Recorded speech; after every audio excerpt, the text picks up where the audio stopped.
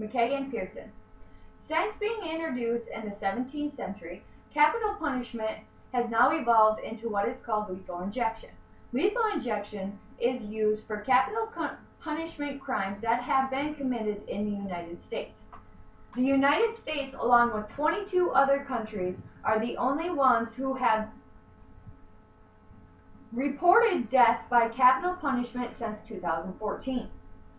This issue has been a long discussed topic of approval and dismissal throughout our country. Being a U.S. citizen, I believe that this matter is justified to help keep crime rates down and our country safe.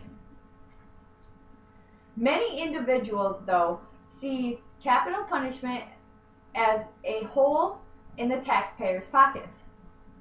It is stated that the amount spent to euthanize a convict is 3 times less than the amount for life imprisonment without parole. This act of lethal injection does not violate the Eighth Amendment. It protects the victims as well as their rights of freedom, life, and death. This also proves that the amount used for this procedure is saving money that could be used on other governmental issues. First, we will discuss how lethal injection is used. Then we will discuss how the money used is 3 times less than the money used to incarcerate a convict for life. Lastly, we will discuss how the U.S. Supreme Court has found this act to be both legal and ethical. As many eras have changed, so has the idea of capital punishment. Capital punishment does not involve execution chairs, hangings, or firing squads anymore. Lethal injection has brought about to create an effective and harmless act of capital punishment. The first time lethal injection was used was in Oklahoma in 1976. According to Nathaniel Cryer, in theory of using lethal injection, sodium thipental renders the victim unconscious. Then, benzchlorinium bromide causes suffocation by paralyzing the lungs and the diaphragm, while potassium chloride causes cardiac arrest. This is said to be the least painful way of execution. This 3-part cocktail has been approved and legalized by the U.S. Supreme Court. However, there are still a couple states that have tried to abolish this act instead. They have turned to life imprisonment. According to Chinmoy Gaurani, in retention states, the number of appeals have flooded the court systems. This results in prolonged delays between sentencing and execution. The net result is a declining rate of number of executions, resulting to a steady decrease since the beginning of the 21st century. However, with these declining rates of cases, the funds to imprison convicts have dramatically increased, causing a loss in state program funds. State funds are then used to uphold capital punishment, and they are cheaper than life imprisonment. Another reason that lethal injection should be used is the amount spent to carry out this procedure is 3 times less than the amount spent on life imprisonment.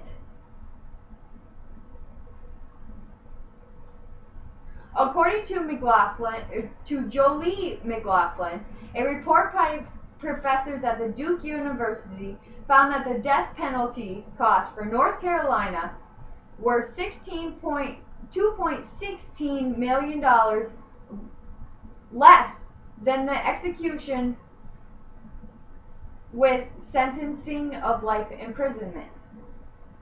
According to Jolie McLaughlin also, the Dallas Morning News reported that in 1992, the trials and appeals of capital cases alone cost Texas $2.3 million per case on average. This is 3 times more than the cost of imprisoning somebody for 40 years. With the amount being spent on capital punishment being proved to be more effective than life imprisonment, many have switched to the fact that lethal injection is considered inhumane or unethical. This has been debated and considered since 1876. In this time, the Eighth Amendment has been adapted to include the ethical standards of medicine and mental state of an individual being put to trial.